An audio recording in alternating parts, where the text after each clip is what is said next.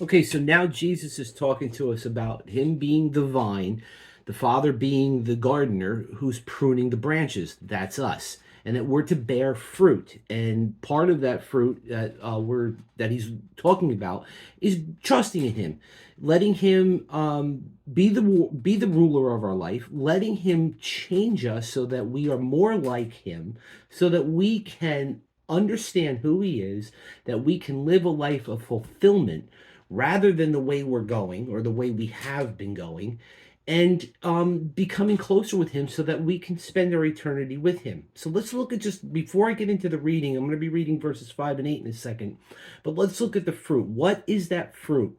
Well, there are a few characteristics of that fruit that when we trust him, when we let him clean up all the junk in our lives, let him get rid of all of the useless stuff, whether it be relationships, whether it be things that we're doing, sin in our lives. Those kinds of things. He's cleaning them up. He's pruning them away from us, just like the vintner is pruning away the leaves. In Galatians, Apostle Paul writes that these are the fruits of the Spirit. I want you to listen to these. There are a few items here: love, joy, peace, patience, kindness, generosity, faithfulness, gentleness, self control. I want you to rewind this video just to hear those things again, because every single one of those characteristics are 180 degrees from what we naturally do.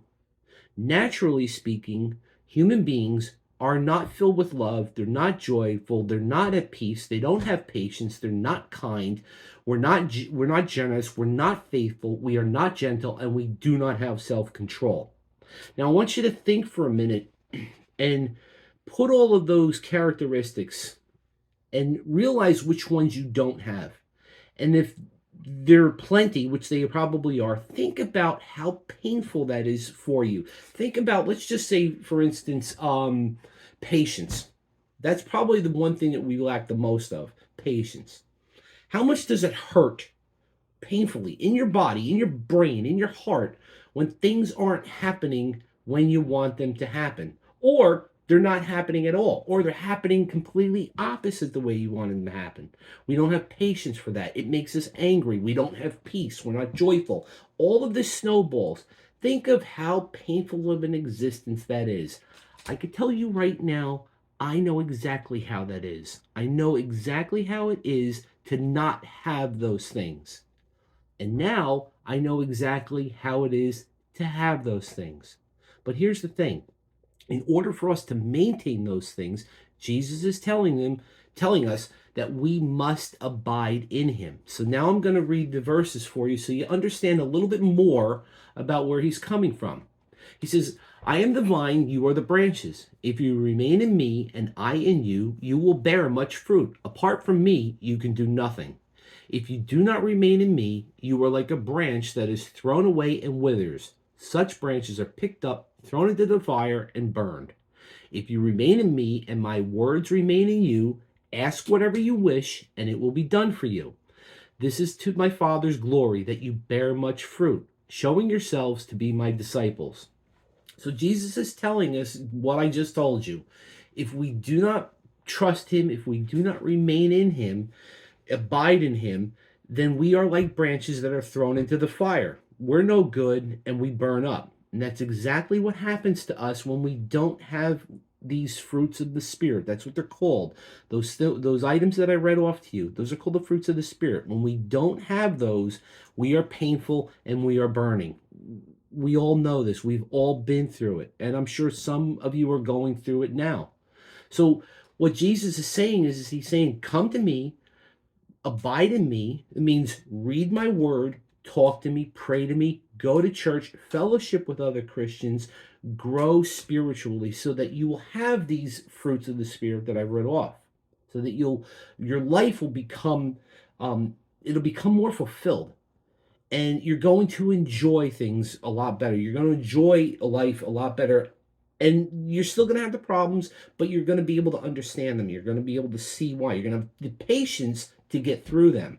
You're going to have the peace while you're going through these ordeals to get through them.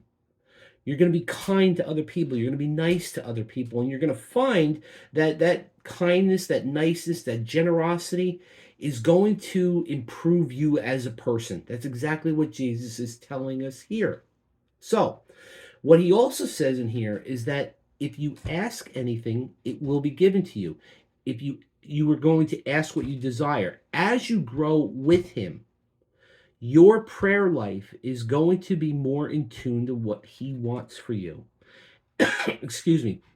And he's going to say to you that as you grow and as you bear more fruit, your prayers will be answered. So the question has to be is, are prayers getting in your life getting answered? Well, if they are, then you are bearing some fruit. If they are not, then you're not bearing those fruit. So you have to ask yourself the question, why am I not bearing fruit? Well, Jesus said it plain and simple. If you abide in me, if my word abides in you, that means if you live in me and my word lives in you, your prayers will be answered. All right? I want you to think about that. I want you to look at those spiritual fruits, and I want you to decide which ones you need more of. It may be all of them. All right?